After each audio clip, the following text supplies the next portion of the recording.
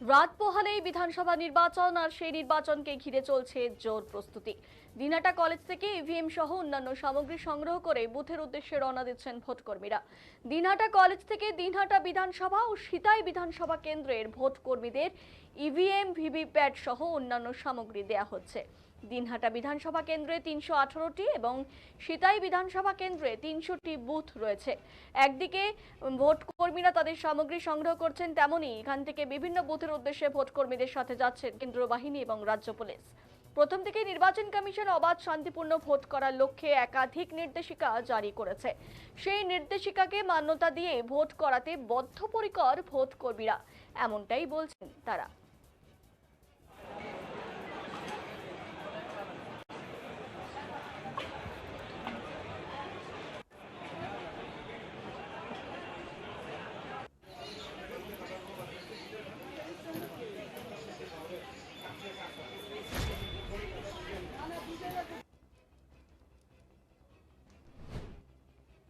এই মুহূর্তে আমাদের প্রতিনিধি রয়েছে শুভজিৎ, সেখান থেকে একদম ডিসিআরসি সেন্টার থেকে আমরা তার সাথে কথা বলে নেব। শুভজিৎ, দিনহাটায় ডিসিআরসি সেন্টারে কতখানি নিরাপত্তা লক্ষ্য করা যাচ্ছে এবং কতটা অবাধ শান্তিপূর্ণ ভোট হতে পারে বলে মনে করছেন ভোটকর্মীরা?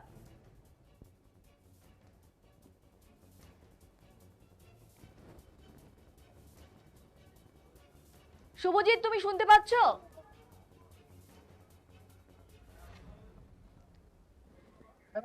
শুভজিৎ, তুমি এই মুহূর্তে যে ডিসিআরসি সেন্টারে রয়েছো, কি মনে করা হচ্ছে সেই ডিসিআরসি সেন্টারে কতটা নিরাপত্তা পরিলক্ষিত হচ্ছে এবং ভোট কর্মীরা কি মনে করছেন কতটা অবাধ এবং শান্তিপূর্ণ ভোট হতে পারে বলে মনে করছেন তারা?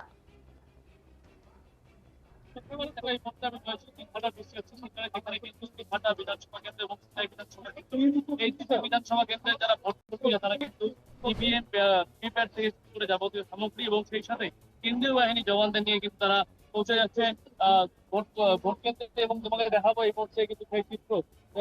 এখনো পর্যন্ত কিন্তু ভোট কর্মীরা তাদের যে ম্যাটেরিয়াল সেই ম্যাটেরিয়াল কালেক্ট করছে এবং তারা ম্যাটেরিয়াল মিলিয়ে নিয়ে তারা কিন্তু এই ভোট কেন্দ্রের উদ্দেশ্যে রওনা দেবেন। আমি তোমাকে আমার চিত্র সাংবাদিক বন্ধুকে দেখাতে বলবো যে এখানে এখনো পর্যন্ত তারা বিভিন্ন নথিপত্র এবং যাবতীয় যে কাজ সেই কাজ কিন্তু চলছে। আমি কথা বলে নেওয়ার চেষ্টা করবো। দাদা, আপনাদের কোথায় কোথায় ডিউটি পড়েছে? আপনাদের কোথায় ডিউটি পড়েছে কিন্তু বলেন, আপনাদের কি পড়েছে বলেন। বলছি,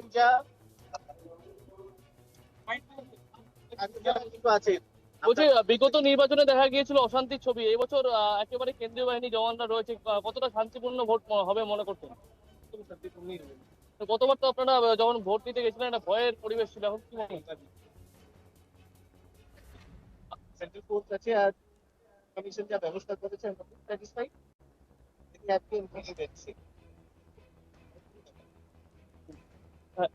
একেবারে তুমি দেখতে পাচ্ছ যে কেন্দ্রীয় বাহিনী রয়েছে এবং তারা কিন্তু নেই, কিন্তু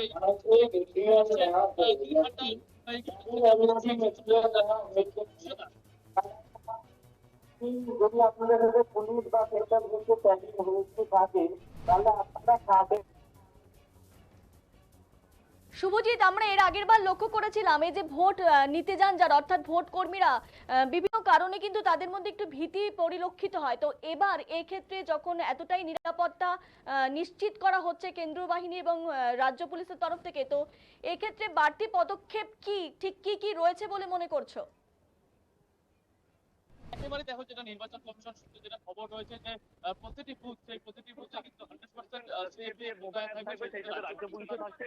তবে আরেকটি উল্লেখযোগ্য বিষয় যেটা রয়েছে যে বুথের 100 মিটার মধ্যে রীতিমতো দিয়েছে নির্বাচন কমিশন। এই লক্ষণ রেখার ভিতরে যদি বহিরাগত কেউ প্রবেশ করে সেক্ষেত্রে কিন্তু নির্বাচন কমিশন কঠোর পদক্ষেপ নিতে বাধ্য হবে, এমনটাই কিন্তু জানা যাচ্ছে। এবং সেই 100 মিটারের মধ্যে শুধুমাত্র যারা ভোট দিতে আসবেন সেই ভোটদাতা এবং কেন্দ্রীয় বাহিনী জওয়ানরা এবং অন্যান্য আধিকারিকরা থাকতে পারবে, কিন্তু কোনোভাবেই বহিরাগত কেউ থাকতে পারবেন না, এমনটাই কিন্তু নির্দেশিকা জারি করা হয়েছে।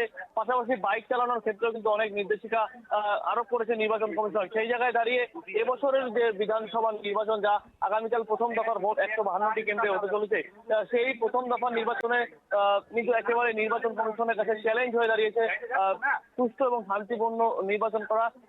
তার জন্য কিন্তু যাবতীয় পদক্ষেপ নিয়েছে নির্বাচন কমিশন। সুস্থতা। ধন্যবাদ শুভজিৎ।